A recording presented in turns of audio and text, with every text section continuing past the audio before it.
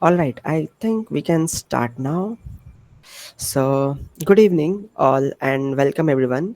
This call is being recorded, so basically, let's start. Thank you for joining the Lightning Talks this year for our GSoC project. We are proud to share that this marks our 10th year of participating in GSoC, and I am delighted to be serving as one of the org admins along with Sean and Ben. So, yes, let me admit someone. All right. Yes. So I am the org admin along with Sean and Ben. This year we had six exciting projects, three on Android side and three from the web ones. The Android ones are developed by Manas, Ayush, and Shubhajit, and the web ones are developed by Mohit, Hardik, and Jayam.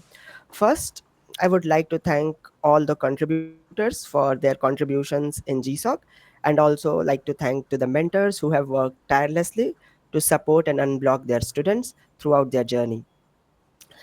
Now let's move to the project presentations. Meanwhile, if anyone from the audience have any questions, they can put their questions in the Slido. So this is the Slido link I have shared in the meeting chat. Let me pin that for you. All right. So if anyone has any questions, they can post in the Slido, and we will make sure to that they are brought up and to the respective contributor during Q&A. So without further ado, let's move to our first presenter, that is Mohit. So Mohit, I would like to call Mohit is basically one of the team leads for the web lace team. So his project involves a full stack development related to study guides and worked examples. Now he will present the project details. Mohit, now the stage is yours. Uh, Thank you, Nikhil, for the introduction. So, this year in GSoC, my main project was cleaning up the structure for the study guides and creating the new worked examples component. My mentor was Kevin, and my backup mentor was Hasata. Next slide, please. Okay, so the subtopic pages of Oppia, as you can see, were a single blob of text. While these were fine, but like we wanted to improve those. So seeing these like old subtopic pages of study guides, you would think, can you move to the next slide? Yeah, sure. I mean, it's all right. Like, Yeah, it was all right, but like I think we needed some improvement. So can you move to the next slide? Yeah. So the main aim of my project was to improve the structure of these subtopic pages and convert them to study guides so that we have more options for the creators to display the content in a more creative way and also make it more exciting for the learners to learn from these like study guides. Another advantage of this would be it would make the study guides easier to translate for the translators, which would also help us reach more people and like uh, apply more languages to our content. And another part of my project was creating the worked examples rich text component. So a very major part of the study guides are the examples which help the learners gain an idea of how to apply this content. And a worked example deserves a separate component. So that's why we decided on. Can you move to the next slide? Yeah, sure. So this is how this is like basically the outcome of the project. As you can see on the left, the study guides used to look like this, and on the right, they were transformed to this. I think they look pretty cool. And can you move to the next slide? These were the worked examples component.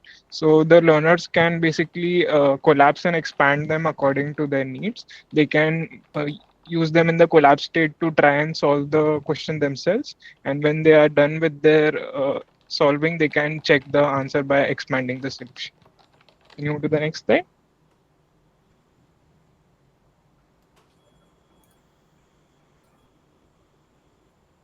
it was perfect. Perfect. I think it looks perfect. Uh, yeah, can you move to the next slide? Yeah, so now for the shout outs. I would like to thank Adhiambo and Ben from the Android team for helping me integrate this into the Android side of Oppia. I'm currently still working with them, so thanks for that. And Terry and Mariam from the products team to help me launch this feature to all the learners across Oppia. And Kanupriya, Sabiha, Hana, and Manasa from the QA team who are helping me test this out.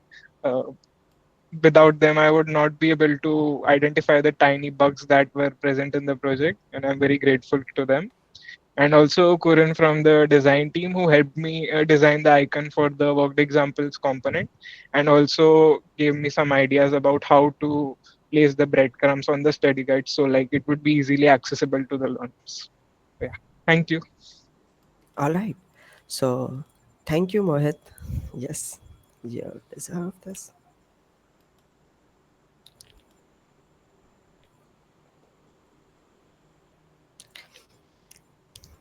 So yeah, thank you, Mohit, for the presentation. I am excited to see this feature live in the production. So with this, now we can move to, yeah. So I think you are receiving. Yep. So let's celebrate this project. We have one raise hand from Aini, if I'm pronouncing it correctly. So we will be taking questions in a while. So Aini, can you any right? Can you drop your question in the Slido? We will be handling this in a while, right? All right. So I would like to move to the next project. So basically, Manas from the Android team. So he is one of the team leads for the Android project. His project involves building up the infrastructure related to the Android lent and adding them to the CI for continuous integration. So now Manas will present the project. Manas, now the stage is yours. Thanks, Nikhil. So, hi everyone, I'm Manas, and this summer I've been working on the Android lint infrastructure and fixes project, the GSoC, and my mentor was Bhavuk, and my secondary mentor was Heidi. So, yeah, next slide, please. So yeah, before we begin, just a brief about the Android lint. Like, what is Android lint? It's basically a syntactic tool which not only just catches the issues like the semantic, but also syntactic issues in the code base, and it actually ranges over more than 300 or 400 issue categories, and that could be largely classified into correctness, security, usability, internalization. So like really critical issues get caught in this lint tool. So the actual problem statement that revolved around the Android lint tool and the Android side at least was that the Android lint tool is basically really integrated into Gradle, which is a build system in Android, and and the Oppia Android side was actually migrating from Gradle to Bazel. So we had to migrate the Android lint tool as well, because since it's a really critical part of the Android code base and all, it really helps us keep regressions in check, and you know uh, assure that not many issue categories get piled up during the process, right? So yeah, the main idea was to migrate this Android lint tool from Gradle to Bazel, and the aim was to enable automation of the tool to get it into CI and all of that stuff with a proper exemption support as well. So next slide, please. Okay, so basically, the progress so far has been that we have implemented the script to run the Android lint independently of Gradle, and the great thing is that it's actually in working right now in the CI right now, and it is working independently of Gradle and has been integrated with Bazel in the system so far. And it has a great configurable exemption systems using text protofiles and protobufs, right? And which actually aligns with the current scripting infrastructure and Oppia itself. And that along with that, integrating the linting workflow into the CI, which is actually in work right now in the PRs and checking for issues on the go right now. So yeah, next slide. So the progress so far has also include like the project has been in two parts. First was the linting infrastructure itself, like working on the script, the research that went into it, and the second part basically happened to be the fixing of the lint issues itself. Like before the GSoC project, a lot of issues had piled up, and since we didn't had the lint tool and its analysis being integrated to the CI, there were around 309 errors and 1869 warnings. And after the second milestone, we went to like zero errors and 289 warnings, which was a huge progress. And there were a few suppressed issue categories. Mostly, some of them were related to some checks which weren't relevant to the code base itself. We preferred that those issue categories would be suppressed, and a few others which happened to be due to some issue. Yeah, next slide. Okay, so GSoC has been a great journey so far, and this summer I really gained a deep understanding of different issue categories within Android. With like around 300 or 400 issue categories, I really got a great understanding of how to write maintainable code and good code, and what are the best practices for Android itself. And after that, I learned the two most widely used Android build system, that is Bazel and Gradle. Like these are the two mostly used build systems. And migrating the Android lint tool from Gradle to Bazel, I really went into a deeper understanding of both the build systems. And the next thing was, like importance of working through deadlines and communication with the team itself. Like working with deadlines was a really great learning that I had, because there were a lot of more other obligations as well. But yeah, it was a great learning. Next slide. So yeah, the final outcome was that we had a really great police guard, which actually keeps everything in check in the code base, like even on local and on the CI itself, with a really nice exemption support. And yeah, it was a really great project. Like I learned a lot, learned going through the source code of the lint tool itself, and implementing things from scratch, since there wasn't much previous implementations and things like that. It was a really great project, because I really put in some research in this. So yeah, it was really good. Next slide. Yeah, so the final shout outs, Bhavuk and RD, my mentors, obviously, and RD, Amber, and Ben. All of them were really talented and great individuals, and I learned a lot from them. And obviously, Sean and Nikhil, they managed GSoC really well. And yeah, thanks to them as well. And members of the Android Clam team itself, like Ayush and Shubhadeep, they also helped a lot. So yeah, thanks. All right. Thank you, Manas, for the presentation. This is indeed an important project that would improve the overall infrastructure stability and helping the overall development process, right?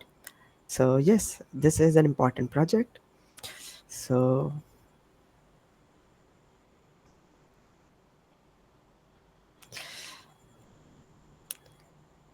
all right, so now we can move to the next contributor. So I would like to call another contributor from the Android team itself, that is Ayush. He has developed a full stack feature related to developing a dashboard for managing the feature flags and platform parameters. The details of the presentation will be shared by Ayush itself. So Ayush, now the stage is yours. Please go ahead. Thank you, Nikhil, for this. So my project is a platform parameters dashboard, which is used to manage platform parameters and feature flags. I'm from Android team, and my mentor was RD. Next slide, please. Okay.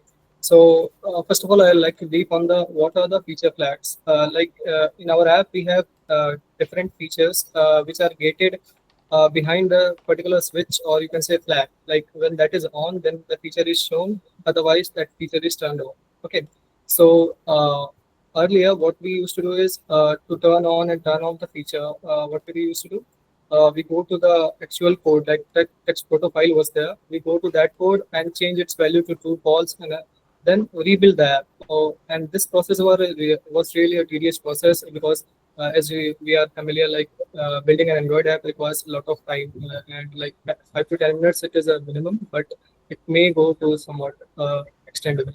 So yeah, to then we turn on the flag by that, and then run the code, and then verify the behavior, and after that, if some other flag we have to turn on, then we have to repeat this process again. So yeah, our team has decided to make a dashboard then, for which I have worked for the past 3 months in the summer.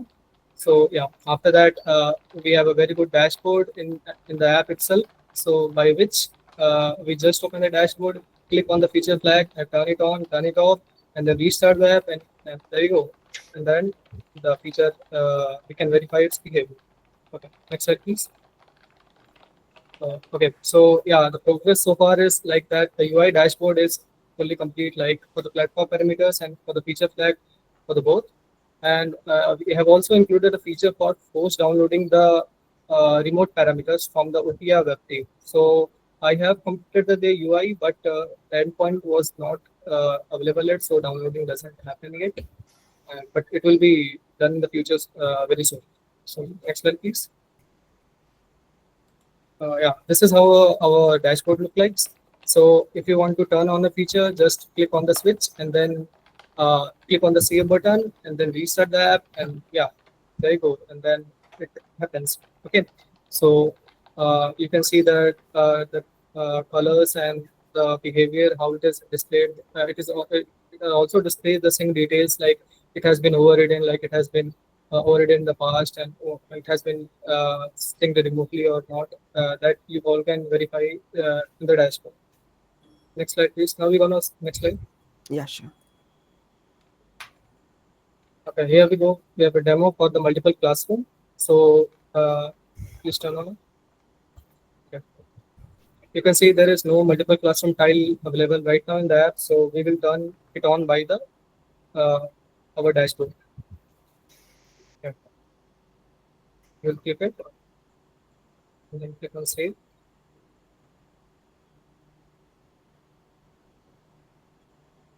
And then restart the app. And here you go. You can see that multiple classroom tile is visible now. So this is how it works and saves a lot of time. So yeah, I'm very happy with this project, and yeah, next slide, please.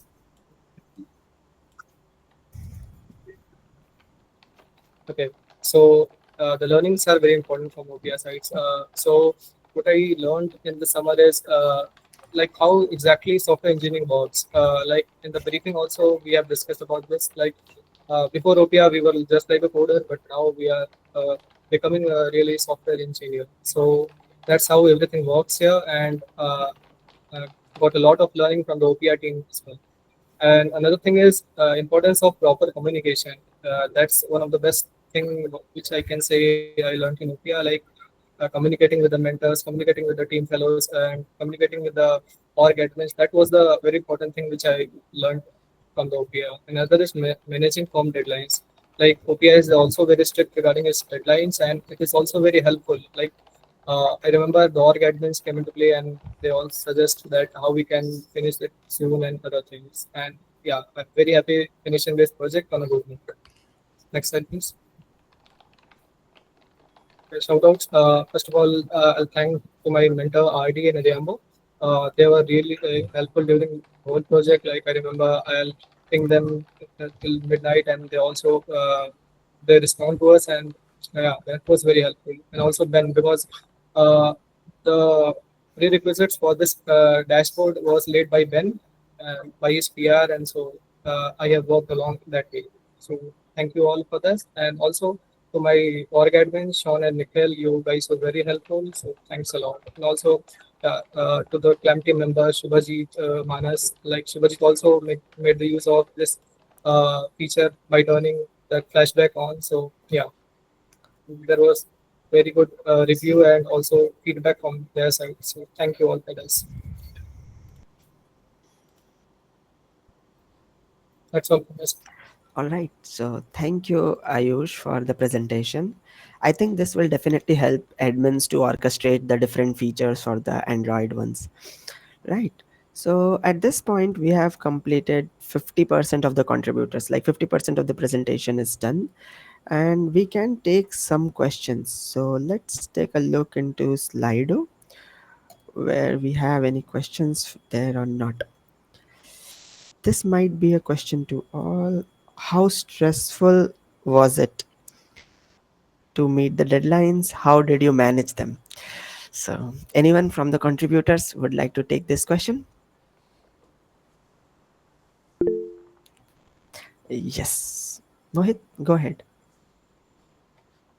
Okay, so like in general, it was very like very easy. Like most of the deadlines I was able to meet. I missed a couple, but I feel like if you don't miss a few deadlines, then like you're missing the GSoC experience. You need to miss a few deadlines to like get the real feel of like how a software engineer works. So yeah, I think it was a very nice experience. It's very fulfilling, like when you miss a deadline and like you get back on track and then you like get ahead of schedule. So yeah, I had a lot of fun. It was a bit stressful at times, but in the end, like it was very nice. Yeah. All right. So, yeah, this is a good answer. Anyone else? Ayush, yeah, please go ahead. Uh, okay, so there was a lot of experience regarding this during my GSoC period. So first of all, Oppia has a very good pre-built things like Oppia has they also in the proposal they expect that how will you work and you give the dates and all like when your PR will go on and how many days is required to work on. So that was a very good thing. Like we redefined how we will be working well. So that was a very good thing. And after that, if you miss a deadline, they also provide a support system by if you can file a schedule slip, uh, which org admins and other are notified. So they provide their support system like how they can help and yeah, what they can do by their side, getting a quick reviews or other things. So yeah, OPI is very good in these terms. So that helped a lot for my Yeah, this is a good answer. So, I will take one more contributor to answer this. Anyone? Manas, Hardik, or Shubhajit? Yeah, I can take this up. All right. So, like for me, it was kind of a roller coaster ride, and like I missed not couple, I missed lot of deadlines, but just it was just the thing like to be stay consistent and trust on yourself. You can make it. Just don't drop off the project, and everyone was so supportive. Like in terms of like tech, in terms of motivation and everything. Like all the thanks goes to the mentors and the org admins for this. Yeah, that's all. All right. Anyone else wanted to chime in? Yeah, I think I can take that as well. Because like most of my issues came with deadlines only. Like working with the college on the side as well, I think I may have had the most reschedules or schedule changes. I think so. Yeah, it was really challenging to work both together. But yeah, I think things worked out, and it was a nice challenge as well for me. Great. So, shall we mark this as completed? So, there was one question in the queue. Any, you raised your hand earlier, so you wanted to chime in and ask something?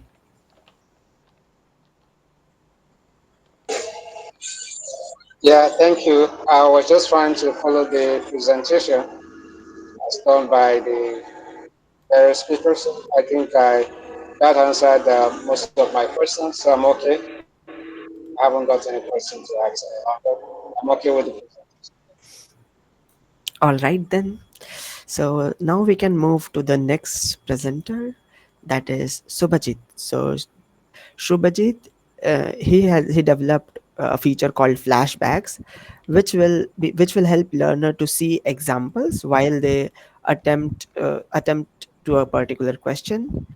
But the particular details of the project will be presented by Shubhajit itself. Shubhajit, now the stage is yours. Please go ahead. Thanks, Nikhil.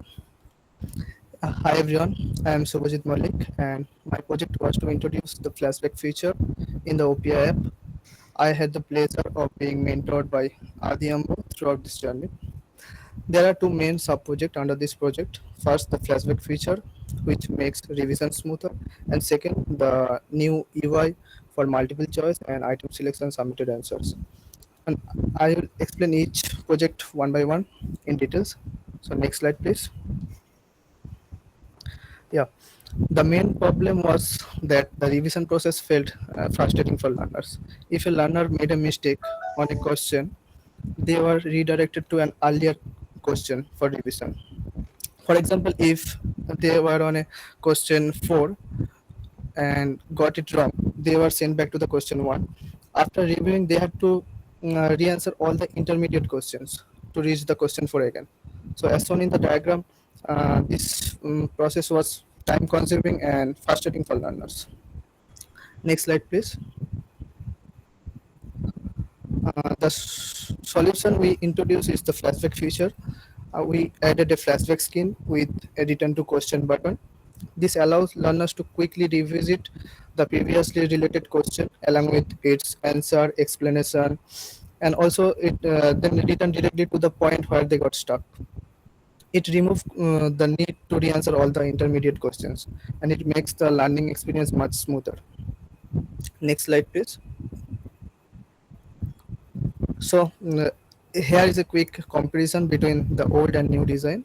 On the left, the old flows shows that when a learner submitted a wrong answer, they got continue button, which took them back to the previous question, and they had to re-answer all the intermediate question to reach the latest question. And on the right side, the new flow introduces see example buttons. Clicking on it, they can see a flashback screen with a orange toolbar where the learner can review the earlier related question, and they can see their submitted answer, also read the explanation.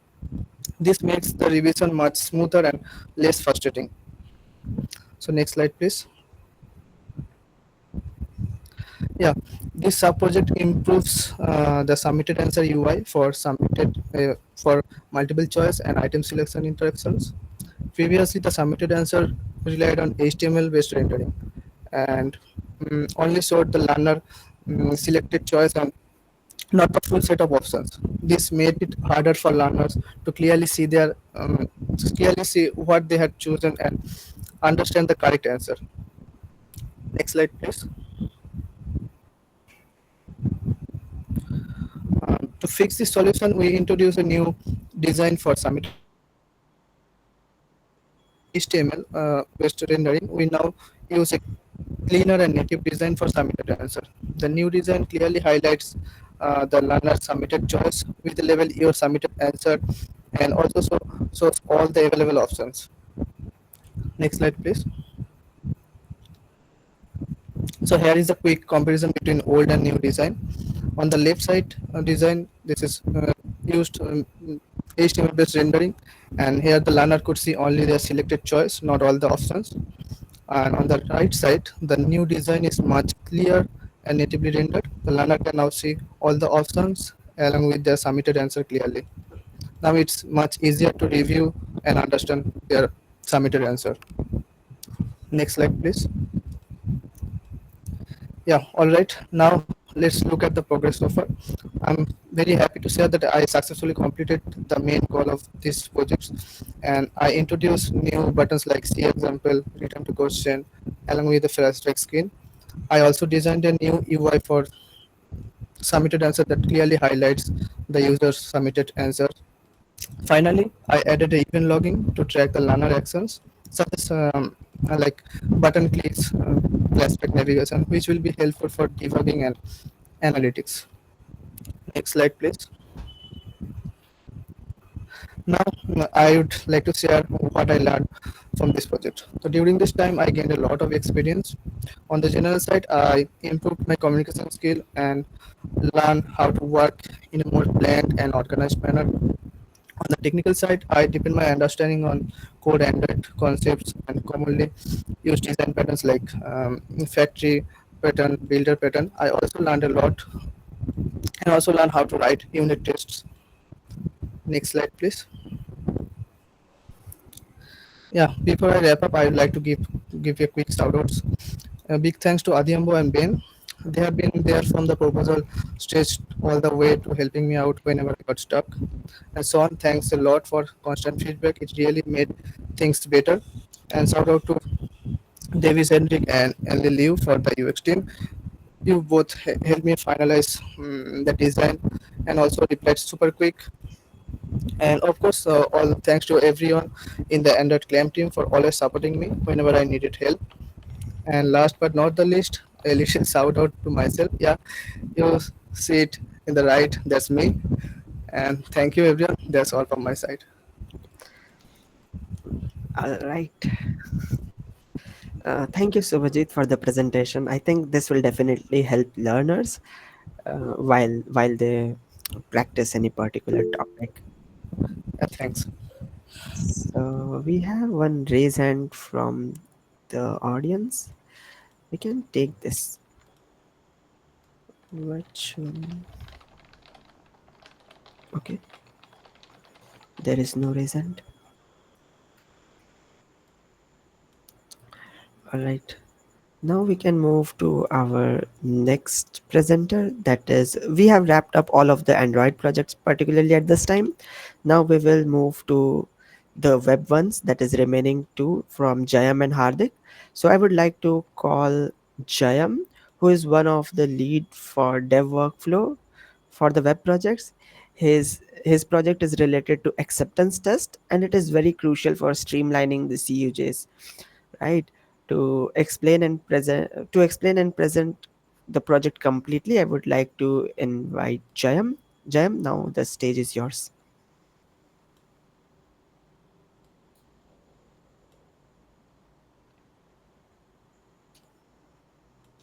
Jayam, can you hear me? Can you turn on my slide? Yeah. Yes, you are audible.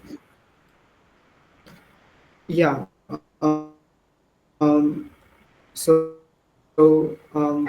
My project was about acceptance test, and it was about migrating from iterate test to acceptance test, which covers all of the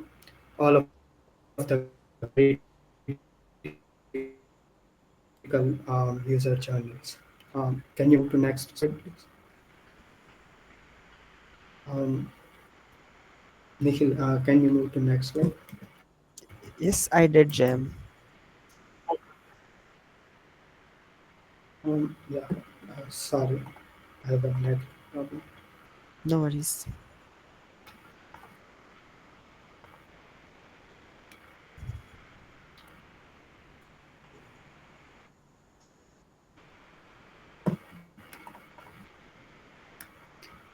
Yeah. So the aim of my project is to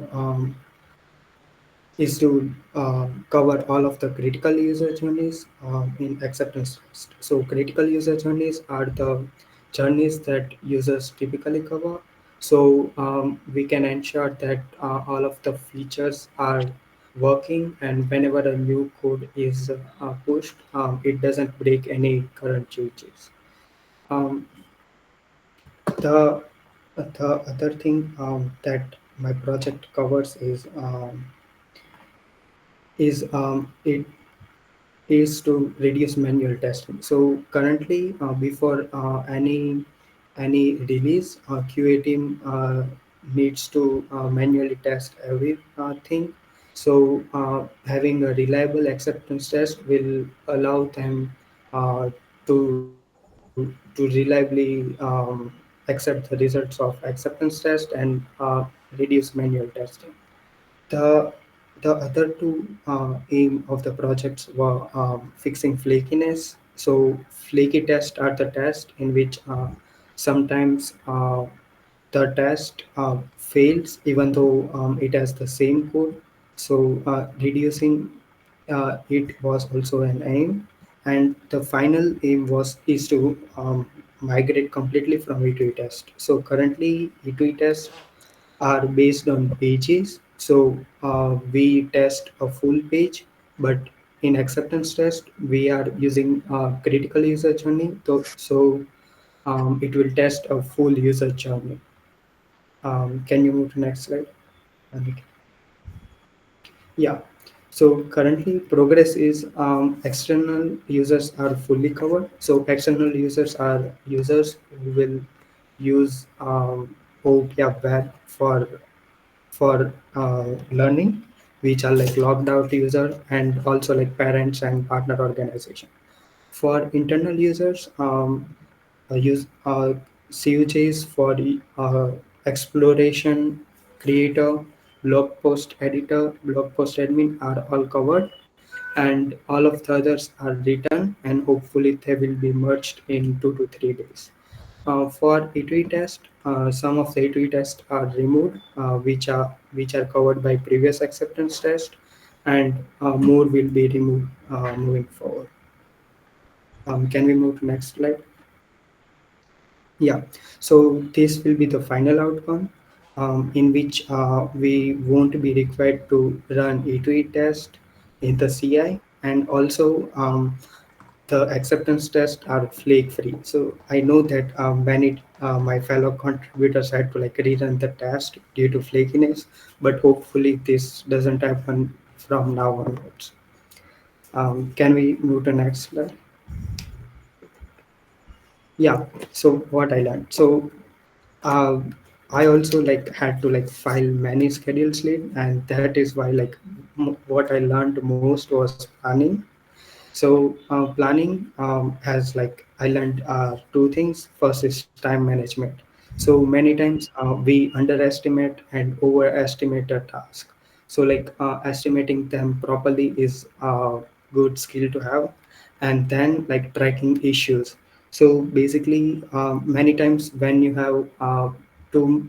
when you are working on many things, you might think that you don't need to track trivial things, but I think that's the time when you really need to track them, because um, else you won't be know that if you are moving forward or not.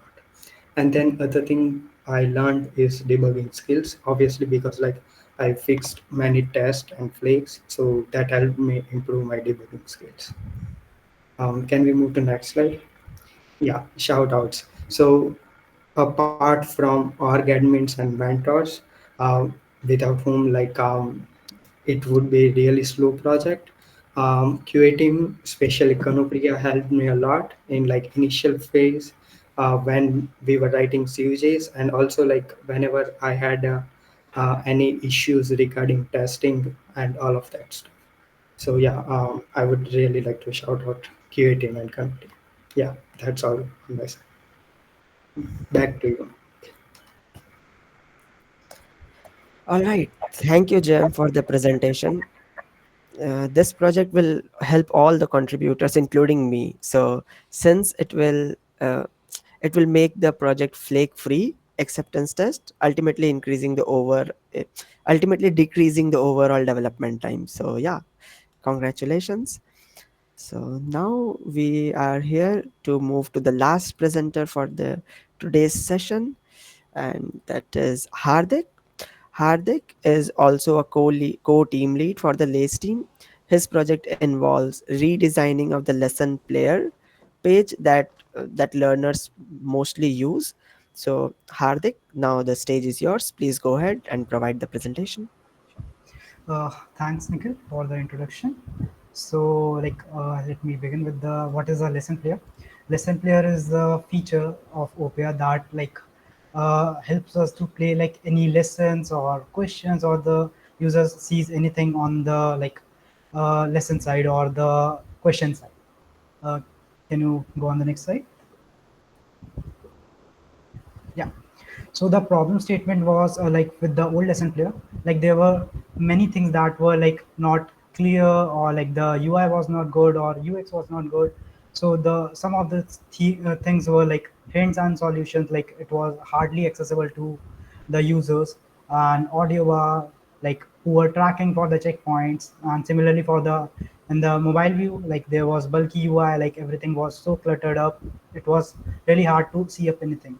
So, can you go on the next slide? Yeah. So, I took up this challenge, and this took me to break it down into two processes. like in the two steps. The first step involved like refactoring the code to the services, as like lot of the logic was written in the components, which like when while designing the new UI for the lesson player could have been duplicated, and which doesn't serve the like logic for the fixing the bugs during the time of development. So yeah, so first thing like which I did was like moving the component logic to the services, and the second thing was building the UI. Yeah, next slide, please. Okay, so this is the old lesson player, and we can see at the top like we have the share, report, and feedback functionality. At the bottom right, we have the hints and solution, which we can't identify, like which is hint and which is solution. And checkpoint bar is not visible at all, because like when the user used to click on the Apple icon at the bottom left, then he used to see that. And you can see the UI is like not much that great of the conversation skin. So yeah, so this was the like things or the issues with the old lesson player. Can you go on the next slide? Yeah, so this is the view, and this is the things that we upgraded in the new UI. So like let's begin. Like for the hints and solutions, now we can visibly identify which is hint and which is solution from seeing like the color codings, and it's properly visible at the center. Similarly for the checkpoint bar, it's not hidden anywhere else. It's just at the like in the center of the lesson player, which like keeps the track for the user where the lesson is or the progress is. Audio bar is at the top, and the share and similar functionalities at the sidebar and at the bottom left. Okay, next slide, please. Okay, so this is the mobile view of the old lesson player and the new lesson player. So yeah, so we have similar things over here, like the cluttered UI, seeing that no checkpoint bars, hints and solutions are like stacked in the corner. And now in the new UI, like hints and solutions are properly visible at the center of the screen. Audio bar is visible. Similarly, checkpoint bar is visible. Yeah, next slide, please. Okay, so like while designing the lesson player, like this also came up as lesson player is being used for like many functionalities. One of them is also the practice session or practice question players. So over here in this, like practice question player on the left looks like this in the old UI, and in the new UI, it looked like this. In the old UI, there was a thing which we can't know, like which topic or like which type of practice session we are practicing. But in the new UI, we are like we can get to know which topic are we playing for, and it's more vibrant and not dull. Yeah, sorry, please. Okay, so similar thing for diagnostic test. Diagnostic test was like taking too much of space. Similarly, like there was no information about the classroom which we are playing for. So we added the similar UI for the diagnostic test, like the classroom info at the top, and other things are same as like the practice session. Yeah, next slide. Okay, so the things that I learned, there were a lot of things which I learned in terms of technical skill. Like there was grid strategies which I don't used to like use oftenly, or I which didn't I knew, squashing the things and squashing the commits, cherry picking. Like these were the parts of like in my all of the PRs, because like each of the PRs were dependent, or like squashing needs to be done because there were like hundred of commits, and after that like reviewers used to feel like, oh shit, like which commit I should be reviewing. So yeah, debugging the code, as the lesson player is used at many places. So there used to be like lot of edge cases, or the cases where we don't know, like we developed something and something else broke. So yeah, it helped me like fasten up my debugging skills.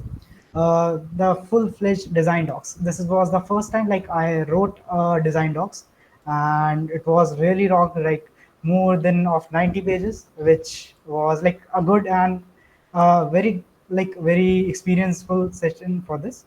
Yeah, the soft skills which I learned, the effective communication. Like initially I was feeling something is off with my communication, then I like got the feedback from the mentors and the admin, like bring up your problems early. Like as you feel there is a problem, research about it, and then let us know. Like if you feel stuck.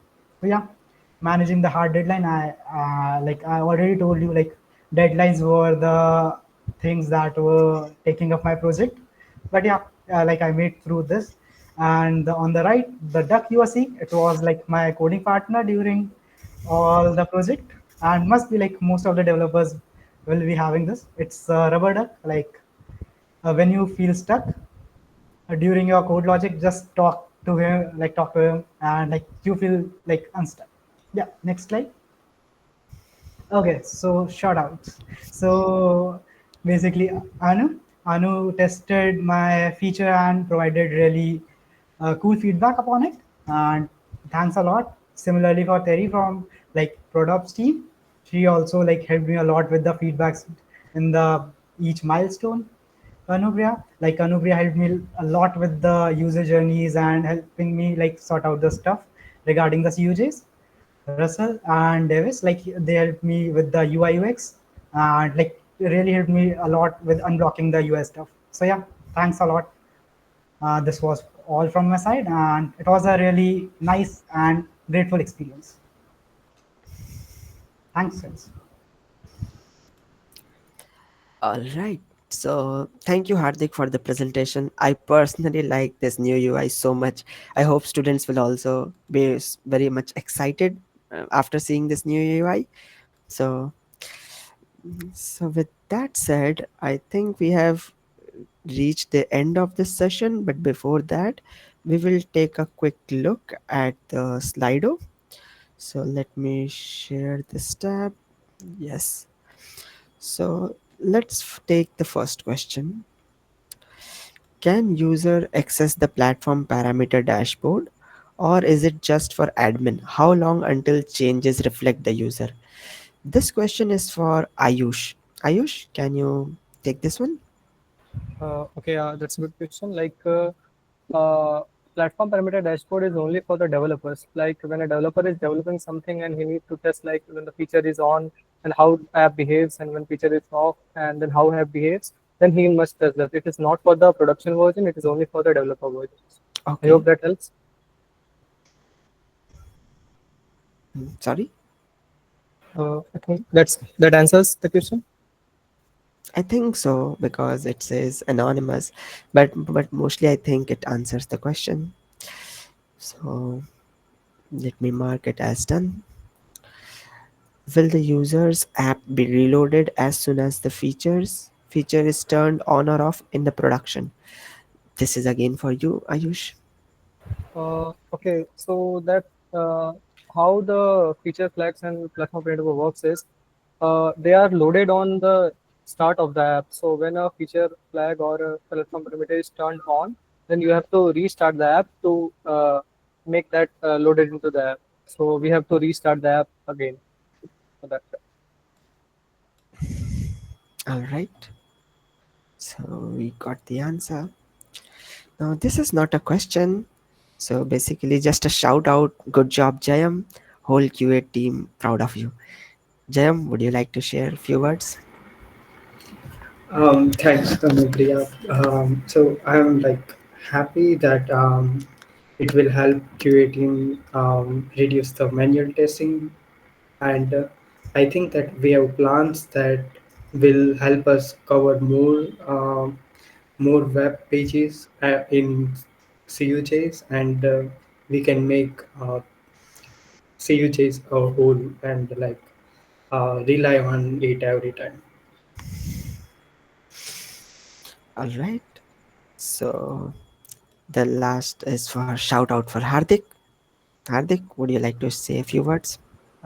Thanks a lot, Kanupriya. Like, it's really amazing to work with the QA team and like work with all of you guys. Like the Oppia community is like so awesome. Everyone is so like helpful and welcoming. So yeah, definitely a good place to contribute and help out.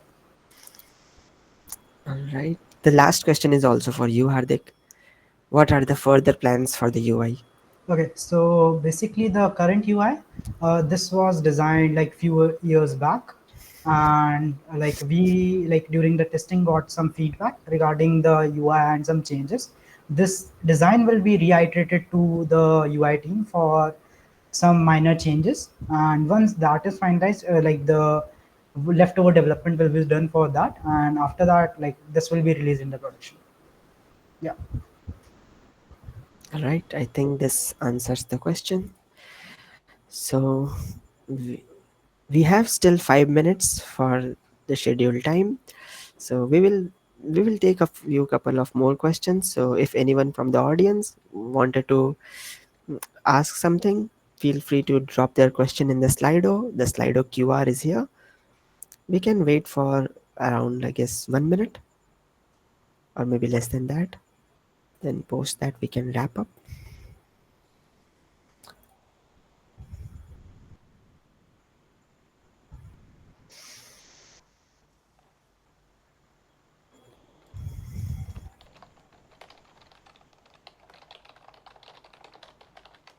If someone is writing the question, then at least they can raise the hands, or maybe we can take live questions. So directly raise the hand, and we will invite to chime in. Someone from audience, I guess. Yes, it's Hardik. Hardik, go ahead. Nikhil, I had a question for you. Like, as it was your first time being the org admin, so how was your experience, and like, what are the challenges you faced? Ah, so yes, indeed, it is the first time. So basically, I can see the trajectory that I had. So particularly from 2021 back, n- back in 2021, I was like you all. So I participated in GSoC. Then in 2022 I participated in GSoC. Then for successive years I became the mentor, and this year I am the org admin. So particularly I clearly see the trajectory.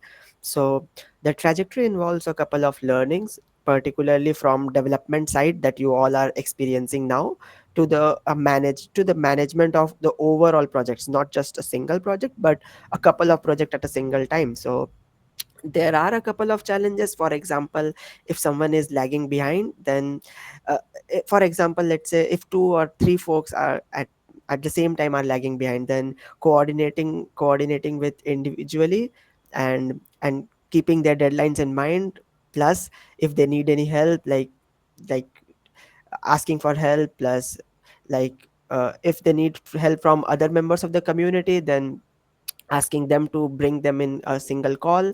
So I think the overall skill I learned is basically a management skill which is required for this role. But apart from this, I think it is a really good journey. This is the first time that I am hosting this live session, so I'm also excited. So so yes, this is the overall journey I had. So yes, Mohit, go ahead.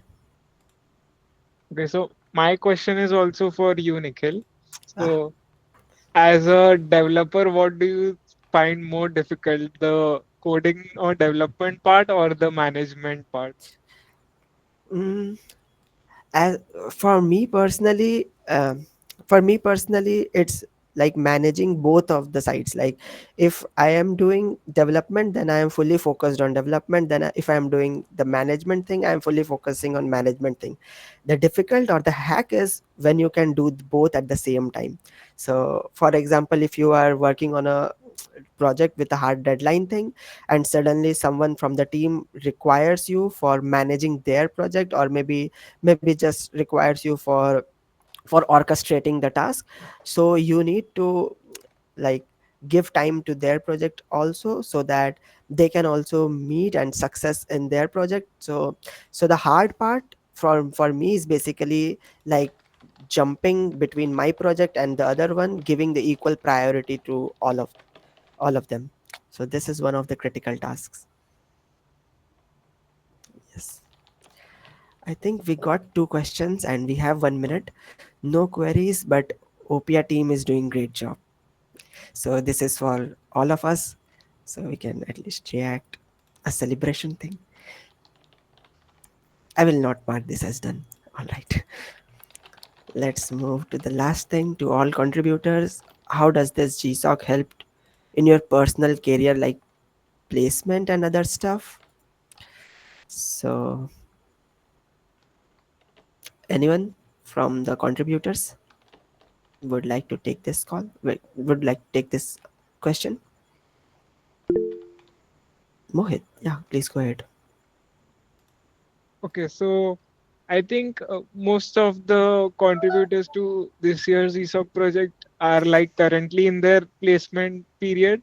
So we can't really answer this, but what I can say is like in general, the GSoC projects are, not to be for just the placements. I feel they are like a part of your, life where you get to learn more than just development stuff. You like, as Hardik said, he learned a lot of soft skills as well. So yeah, I think that was it personally for myself as well. It like helped me overcome my social anxiety of like uh, public speaking and stuff. So not just your placements, but like in general, GSOC projects are very helpful to everyone. Yes, indeed. So this last question can anyone can take. So any tips for the next year's GSoC folks? Anyone from the current participant? Anyone from the mentor? Let's select one mentor from the audience. Is there any mentor in the audience? Mm, we have Amy. We have Sean. Amy, can you take this question, or maybe Sean?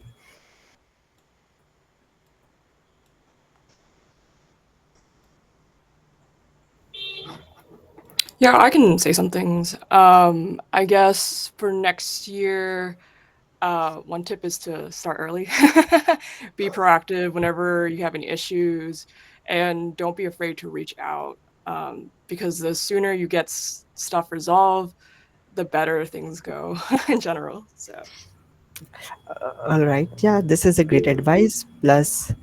Uh, plus we have a full-fledged wiki page where you can get all of the informations related to GSoC. So anyone who is preparing for the GSoC next year, they can definitely take a look into that wiki. Basically, the wiki page is fully comprehensive, and they can uh, and basically they can take all the help from it. So Mohit has raised hand. So basically, this is the last question I will take for this session. Mohit, please go ahead. Oh, sorry, Manas. My bad. Manas, please go ahead.